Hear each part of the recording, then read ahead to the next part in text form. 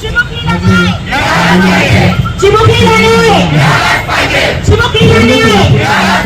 बलात्काराला फाशी, अरे फाशी द्या, फाशी द्या.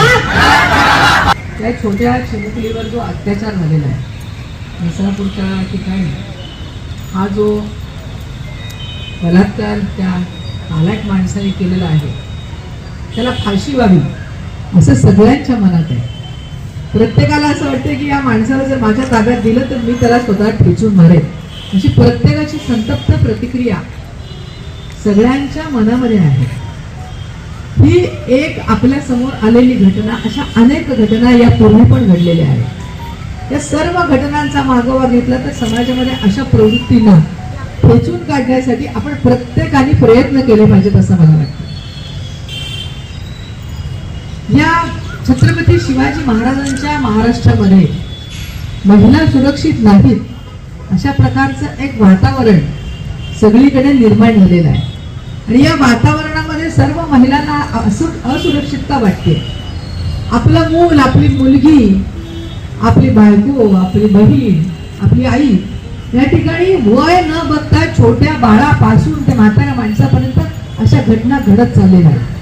आणि याला जबाबदार असणाऱ्या व्यक्तींना आपण सगळ्यांनी मिळून जबर शिक्षा केली पाहिजे. इथे राज्यसभेच्या खासदार माननीय ज्योतिताई आहेत, इथे सर्व लोकप्रतिनिधी आहेत, आमच्या महापौर उपमहापौर सगळ्या भगिनी इथे आहेत, स्टँडिंग कमिटी चेअरमन आहेत, सर्व पक्षाचे प्रमुख नेते मंडळी आहेत, सर्व पक्षाचे अध्यक्ष आहेत. मी सगळ्यांना विनंती करेन की सातत्याने पाठपुरावा करून राज्य शासन असेल, केंद्र शासन असेल, महाराष्ट्र राज्यामध्ये असेल, केंद्रामध्ये संसदेमध्ये असेल, हा आवाज उठवून आपण या बालिकेला आणि यासारख्या अनेक बालिका माता भगिनींना न्याय मिळवून द्यायचं काम करूया. आपण सगळ्यांनी आपल्या राजकीय पक्षाचे डोळे बाहेर ठेवून या मुलीला न्याय मिळावा म्हणून सगळेजण आपण इथे रस्त्यावर या भर उन्हामध्ये 43-44 टेम्परेचरमध्ये आपण सगळेजण या पोट पिडकीने आलेला आहात सगळेजण. आणि सगळ्यांना असं वाटतंय की ही लेख आपलेच कोणाची तरी लेख आहे, आपलीच नात आहे, आपलीच मुलगी आहे. हे जिव्हाळ्याने आपण सगळेजण इथे जमलेलो आहे. याचा निर्घृण प्रकार करणाऱ्या माणसाला फाशी तर नक्की झालीच पाहिजे. पूर्वी मला असं वाटलं क्षणभर की पूर्वी छत्रपती शिवाजी महाराजांनी अशा अनेक घटनांमध्ये जेव्हा महिलांवरती अत्याचार झाले तेव्हा कोणाचे हात तोडले, रांजाच्या पाटलाचे हात पाय तोडले, हत्तीच्या पायाखाली दिलं, कोणाला काय काय शिक्षा केल्या, कडेलोट केला. अशा प्रकारच्या शिक्षा जर आज उपस्थित असत्या तर आपण सगळ्यांनी मिळून त्या शिक्षा या नराधमाला केव्हाच दिल्या असत्या. परंतु आज न्याय व्यवस्था विलंबाने होते सगळ्या गोष्टी.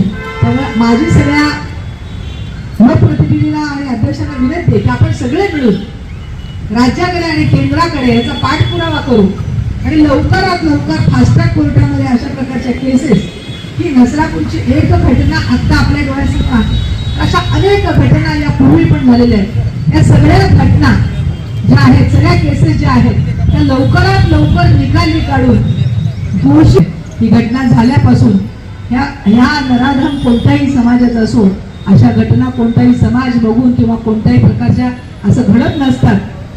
परंतु अशा प्रकारच्या प्रवृत्तींना ठेचला पाहिजे.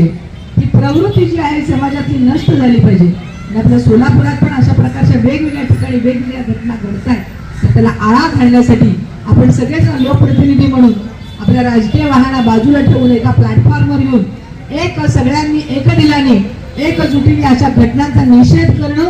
आज आपण गप्प बसायचं नाहीये, तर सर्वांनी या गोष्टीचा पाठपुरावा करण्यासाठी शासनाकडे जाऊन आपल्या मागण्या मान्य करून लवकरात लवकर, ज्योतिताईंनी आपल्याला पण विनंती केली की लवकरात लवकर या सगळ्या घटनांचा केंद्र शासनाकडे आणि राज्य शासनाकडे आपण पाठपुरावा करूया आणि ह्याला छडा लावू.